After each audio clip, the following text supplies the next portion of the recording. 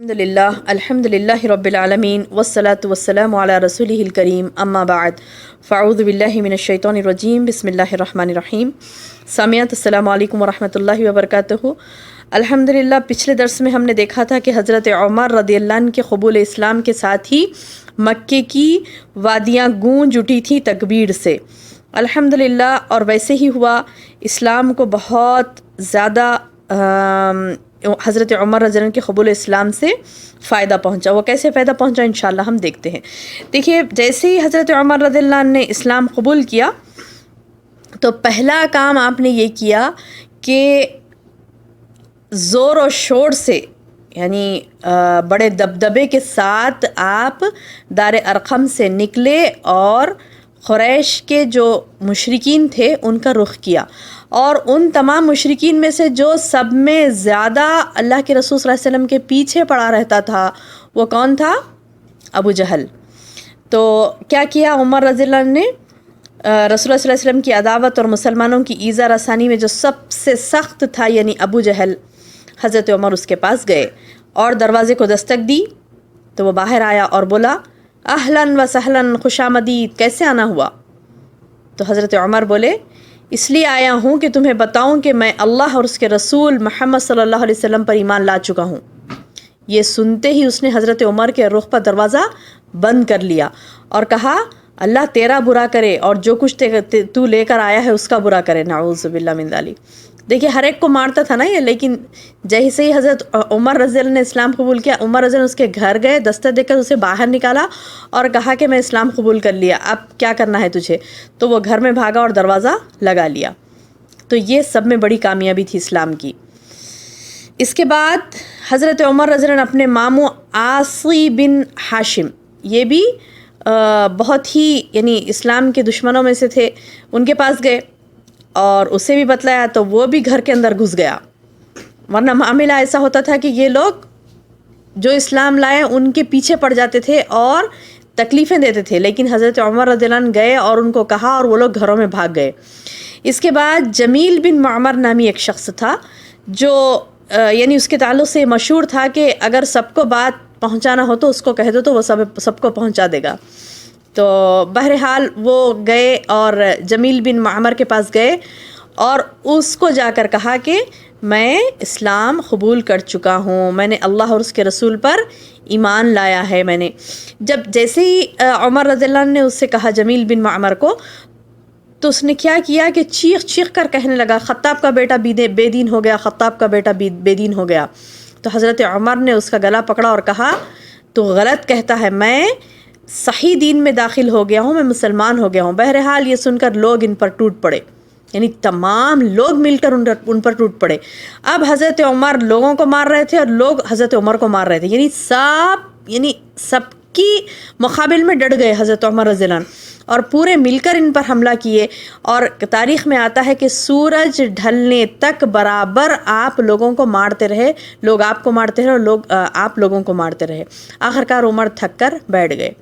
अब जब वो घर वापस आए तो मुशरिकीन ने इस इरादे से एक जमघट्टा किया अपना कि हज़रत उमर के घर का रुख करते हैं और उन जाट से मार डालेंगे। और उनका रेला इतना ज़बरदस्त था कि वादी बह उठी, यानी वादी भर लोग, वादी जानते हैं ना, यानी पहाड़ों के दरमियान का जो एरिया होता है वो वादी, तो वादी भर लोग हज़रत उमर रज़ियल्लाहु अन्हु के घर का रुख किए। इसी असना में आस बिन वाइल सहमी आ गया, जो बनी सहम यानी हज़रत उमर के कबीले बनु अदी के हलीफ था। वो धारीदार यमनी चादर का जोड़ा पहने हुए, ज़ेबतन अपने आप को बहुत ही रेशमी गोटे से आरास्ता किए, ज़ेबतन किए हुए आया। तो इसने पूछा कि क्या बात है? तो हज़रत उमर ने कहा, मैं मुसलमान हो गया हूँ, इसलिए आपकी कौम मुझे क़त्ल करना चाहती है। आस ने कहा, यह मुमकिन नहीं है। और आस का क्या मामला था? वो बहुत ही नामवर था और उसकी बात मानी जाती थी। इसके बाद आस बाहर निकला, देखा कि लोगों के रेले से वादी बह पड़ी है, तो पूछा कहाँ का इरादा है? लोगों ने कहा, ये ख़त्ताब का बेटा बेदीन हो गया है, हम सब इसे मारना चाहते हैं। तो आस ने कहा, उसकी तरफ कोई राह नहीं है तुम्हें, यानी तुम इसका कुछ नहीं बिगाड़ सकते। जैसे ही उन्होंने ये अल्फाज सुने तो वो तमाम के तमाम वापस लौट गए।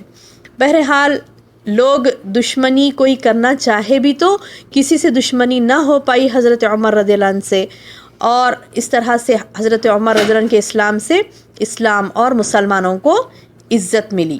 جہاں تک اس مسلمانوں کا تعلق ہے تو حضرت عمر کے اسلام لانے سے انہوں نے بڑی عزت و قوت محسوس کی۔ اس سے پہلے مسلمان چھپ کر نماز پڑھتے تھے، لیکن جب حضرت عمر رضی اللہ عنہ مسلمان ہوئے تو انہوں نے کہا اللہ کے رسول کیا ہم حق پر نہیں ہیں؟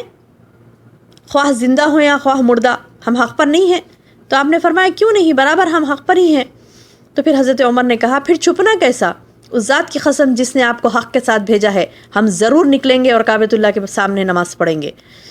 تو چنانچہ حضرت مسلمان نبی صلی اللہ علیہ وسلم کو ہمراہ لے کر 2 صفوں میں نکلے۔ سبحان اللہ، کیا منظر تھا دیکھیے، پہلی مرتبہ کعبۃ اللہ میں نماز پڑھنے جا رہے ہیں تمام مسلمان، 2 صفوں میں ہیں، بیچ میں اللہ کے رسول صلی اللہ علیہ وسلم میں حضرت عمر رضی اللہ عنہ ہیں، ایک میں حمزہ اور ایک میں حضرت عمر، 2 صف بنا کر نکلے مسلمان، ایک میں حضرت حمزہ تھے اور ایک میں حضرت عمر رضی اللہ عنہ۔